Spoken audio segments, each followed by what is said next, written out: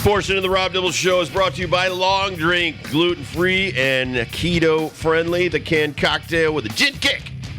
My favorite's the new flavor, peach. Love it, man. Doesn't fill you up either. Go to longdrink.com to learn more. All right, so I learned this by listening to Alex Cora, and he gave away maybe too much of a secret that who they're talking to. Red Sox are interested in signing Jordan Montgomery, which is a no-brainer. I mean, obviously, and I was thinking this over the weekend with Bellinger going back to the Cubs, 3 years, $80 million. Yep. That was a no-brainer there. He was looking for $200 million, didn't get it. And it's kind of J.D. Martinez of a few years ago, looking for $210, got $110, signed with the Red Sox. Well, you know, the Yankees traded away a lot to get Soto and Verdugo in that lineup to protect Judge. Gave up a lot of young pitching. Why not just go get Snell? Give him $200 million if he wants $225. Give whatever, but get Jordan Montgomery too. Get a backup plan. Have more than enough pitching to go after, because when you look at the injuries that are going on right now in spring training, a lot of it is pitchers. A lot of it is younger pitchers that because we rush them to the big leagues, put so much on them in the first few years. There's like a third, fourth year where there's a letdown, and your body tells you we need a break.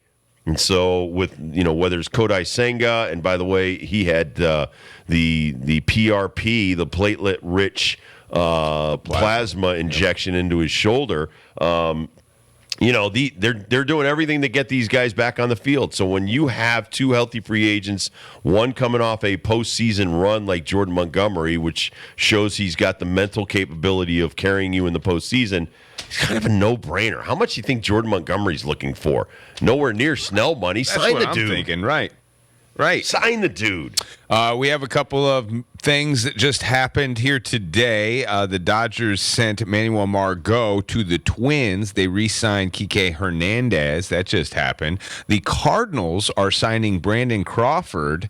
Brandon Crawford from the San Francisco Giants. Probably people remember older him shortstop, but he has great hands. And if you want anybody to be going through stuff in spring training and throughout, getting prepared for games in the regular season, he's a great addition. Still haven't had an official signing of the first baseman from the World Series of the Arizona Diamondbacks, Christian Walker. He wants to stay right where he's at with the Arizona Diamondbacks, but haven't had anything official yet. Those are really the freshest ones, as Dibbs was saying. I was super happy to see as a Cubs fan over the weekend that Cody Bellinger is going to stick around in Chicago. Did you see how he let his teammates know? No. Oh, so they're all out stretching in the morning. Spring training, it's like 9:30. Everybody gets together for stretch. Well, he's been keeping to himself. He hasn't been around, right?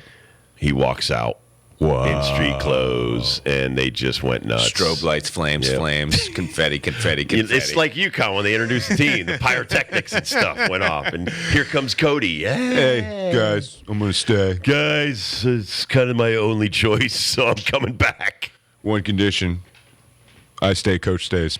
I go, coach. Now what, Kurt? You looked at some of this stuff. Does he have an option out in the first year? This guy can opt out of the deal. Oh, what is it? Oh no! Right. What? So, yeah, he can opt out after the first year. Well, that means he's going to play great. And honestly, I think that's a good thing for the team. Yeah. So there's all kinds of things. I like the 3 years, man. That's what I like about it. Everybody wants more money. I was thinking about this on the way. Everybody wants more than sometimes teams are willing to give. And, we all think we're worth more than we're really worth. And it's all about market value. Yeah. And if you look at Bellinger or even Snell, they've got a couple of great years wrapped around some really mediocre years. And if I'm a bean counter, meaning these analytics nerds that do the money, I'm like, dude, we can't give this person $250 million.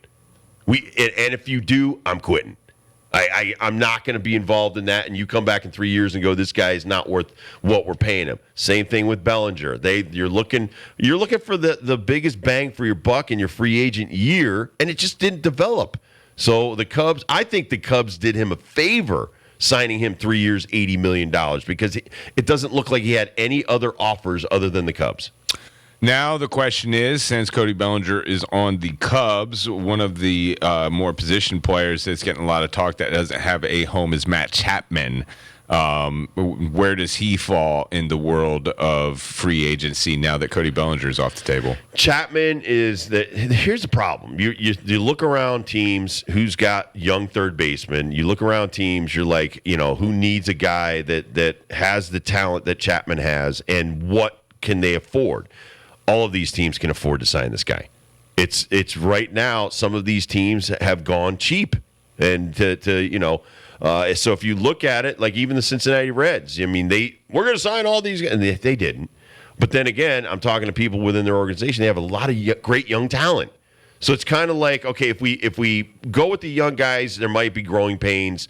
But if we sign some of these older guys so that's the kind of team that a Chapman fits into, a young growing team, or like the Orioles or like the Rays. But they're only going to offer Chapman like 2 years, maybe 3 tops with an option. And these guys, when they hit free agency at 30, 31 years old, they want a 5 or 6 or 7 year deal. But this just shows what the market is bearing this year, which is going to be about 5 guys. One guy's going to get $700 million. Another guy's going to get $300 million. And then a couple guys get $200 million, and that's it. Now we're not getting now the money's done. And that's the way it looks like Major League Baseball did business this year. And the way I look at it is, the longer you wait in some of these instances, like Bellinger, the family, they start getting nervous, and that's where the Cubs got you. Like it might come out in a month from now. The Cubs had already offered 4 or 5 years, but Bellinger waited so long that now puts the Cubs back in the driver's seat, and they're like, yeah, we pulled that offer. Now our best offer is 3 years, $70 million. And they're like, listen, we'll do 3 years, but could you go to $85 million? How about 3 years, $80 million? And that's how that deal got done, because you wait long enough to where they realize there aren't any other teams involved, that anything your agent's been putting out there publicly was hogwash. And I think the Cubs get a great player, but it's a hometown discount kind of situation. The Giants just signed UConn Nick Ahmed to a minor league deal. If you know anything about Nick Ahmed, is basically a Diamondback for life until his recent signing right here. Yeah. So he stays in the league, and me just mentioning the Brandon Crawford. They know him from the division. Right, and they just got rid of Crawford to the Cardinals. There's spots in the infield for Ahmed to fill. I would expect he's going to be on the San Francisco Giants roster at opening day. Absolutely. I mean, first of all, what the reason there's like minor league deals given out is we want to get you into spring training and see what kind of shape you're in, if you're physically fit. That was the whole thing with Austin Nola. He had signed a minor league deal with a chance to make the club, and they get a look at him for a week, and they're like, okay, you're on the club. And it was a no-brainer. Teams aren't stupid, and in situations like even when I signed a minor league deal with the White Sox, it was only 2 weeks of spring training, and then I'm a free agent. And that's what happened, and they had to put me on the roster, and they did. So, it's a question of, getting to camp, having some eyeballs on you, and then they go back in their room, and they're like, listen, we should have signed this guy straight up. We waited a little bit too long, but we benefit from the split deal. A lot of these guys have split deals. But as spring training goes on, your prospects start to become suspects, go back to the minor leagues. Your veteran players who have stats, have things on the back of a baseball card to look at. You're like, okay, this is the guy we're going to go with. And, now his major league part of his deal kicks in, but it's usually a really good discounted price. And this is what sickens me about the situation in Major League Baseball right now. There's 60 free agents out there right now that are going to have to sign minor league deals that are looking just to get to minor league camp to open eyeballs. They're not even they don't even have an opportunity to play right now because they're not even in camp. So they've missed the first 2 weeks of working out. Games have started. Now it's way more difficult to get into camp and get yourself acclimated with a team. So it's right now. It's crunch time for a lot of these free agents that don't have deals. Spring training has started. I've been watching a lot of games as of lately, finding out a lot of, as much we've talked about the Red Sox not doing anything, like they do have some players in their minor league system. I've been learning a lot about this Roman Anthony, 19-year-old kid everybody's been talking about down in spring training. Also Blaze Jordan. We got a chance to see Blaze Jordan on TV right before we hit the weekend on Friday. So, it's just funny to see and just wonder as Red Sox fans that you guys are so smart. You know exactly what the writing is on the wall with this team. You know these prospects way better than I do. And the question that's got to be swirling through your head as a Red Sox fan, not you guys, but those Red Sox fans out there is like, are we ever going to see these guys actually on the field as Red Sox players? Or is this just going to be a tease for the next couple of years when they give them to Baltimore? No, they're not a tease, but the big thing about a lot of these Red Sox prospects, like a Bobby Dahlbeck, he has great springs. He's hitting 500 right now. He could hit 500 for the spring, but then you get him over 600 at bats. Kid hits below 200. You can't have that in the major leagues and win against Toronto. They've got a great team now. The Baltimore, Tampa. So you've got every team is loaded for bear. You look at what the Yankees did. So offensively, Yankees are going to pound some teams this year. It's going to be ugly. Soto looks great already. You already know I'm not a big fan of Verdugo. I don't expect him to do a whole lot other than wear really fancy chains and cool stuff. He's ready for that. But for the Red Sox right now, this is more about trying to get the players that you already have and surround them with as much talent for the longest period of time to make it seem like, hey, we got to be in the trade market to pick up stuff. You've got one spot right now. It looks like Whitlock is one of the front runners for the 5th spot in the rotation. So they've already got almost every position locked up. So anything you see in spring training that hasn't been around long enough to put up enough good numbers, they're not going to be in the big leagues until maybe later on this year or next year. So I'm not worried about Anthony at 19 or Blaze or any of these other guys. You've got enough problems right now getting guys healthy. Trevor Story getting that repaired elbow healthy. Right now you've got Casas has the flu. So he's going to get set back a week or two before we see that guy. So, when there's not that many spots, when you're talking 26 spots and roster spots, they're not going to be as risky as maybe a team like, let's say, the Reds. The Reds may hold on to some of their minor league prospects and keep them in the big leagues because they can win a job. But for the Red Sox, I pretty much think this roster is ironclad, and you'd have to hit 750 with 12 home runs to make it out of spring training, but I don't put a lot of stock into minor league prospects in big league camp. Supposed to see Shohei tomorrow, at least get some at-bats. Like, is that worth the price of admission there? 3 at-bats probably for Shohei? Yeah, because Shohei is on his own program. He's not really playing in a game. He's getting to see live pitching. He's trying to track the ball and get comfortable and then see how his elbow feels from his swinging with adrenaline flowing through his veins as opposed to all the other work he's been doing. But, man, I don't even expect this guy to possibly start the season with the Dodgers. I think that they have talked about 50 at-bats total for spring training in live games, but he's getting hundreds and hundreds and thousands of swings in the cage, off the tee, all that kind of stuff. But it's really going to be a doctor's decision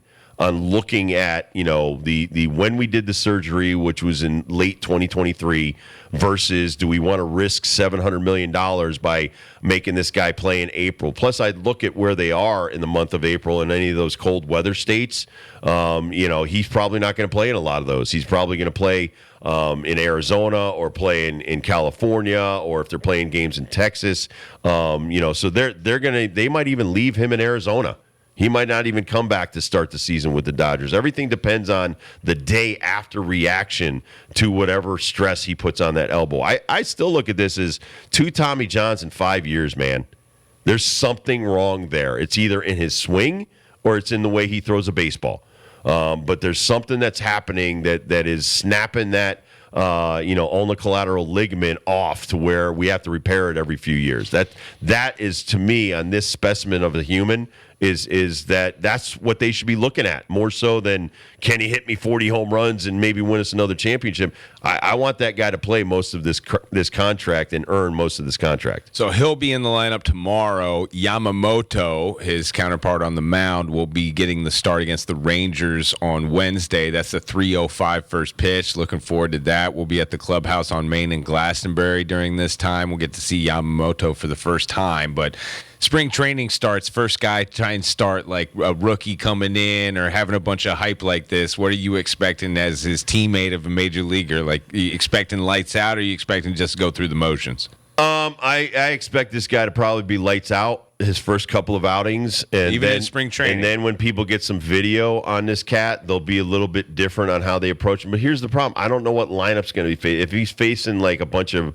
AA prospects, he's probably going to break out his breaking stuff and make them look silly. He's way ahead of us.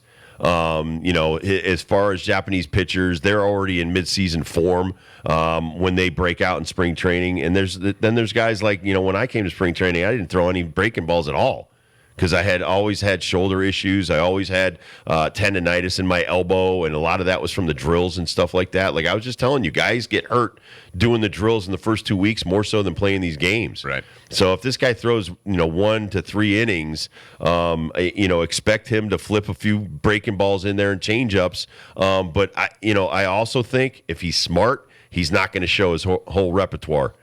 He's not. If he's smart, he doesn't give people video on what his best pitches are until he really has to, which is the regular season. So I think he'll be adequate to great. But I don't think anybody's going to get some great swings off of him and be, jacking this guy for home runs and stuff. No. We'll take a quick break. We'll come back. We'll do Dibbles and Bits next. And then we're going to give some Avenged Sevenfold tickets away at the top of the 5 o'clock hour. It's the Rob Dibble Show with Ben Darnell in your afternoon drive. Monday, fun day to everybody. John Ashmead's with us. Kurt Kaplan's keeping us on the air. Woo. And we're here live on Fox Sports